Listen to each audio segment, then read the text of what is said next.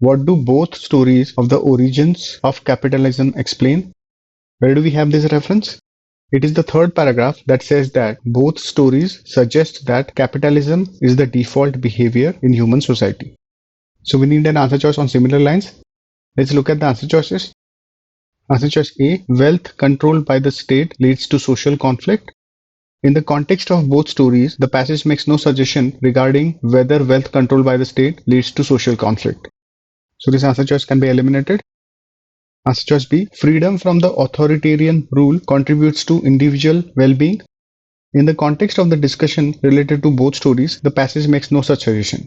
Also, the idea of authoritarian monarchs and new freedom leading to profits, this idea relates to the Enlightenment era capitalism. There is no such suggestion in the context of the Roman era capitalism. So this answer choice cannot be established.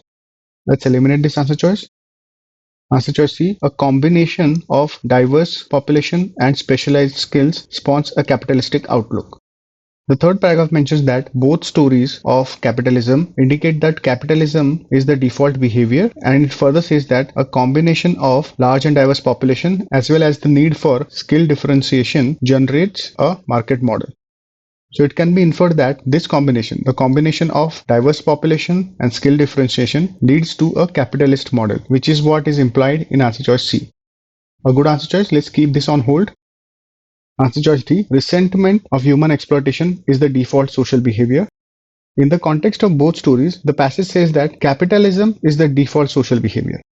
The passage makes no suggestion regarding the resentment of human exploitation. So this answer choice can be eliminated. Answer choice E, specialized trade fosters the growth of new social classes.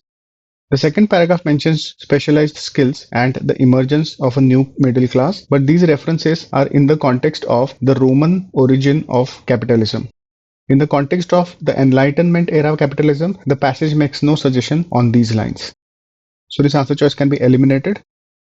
C is the correct answer.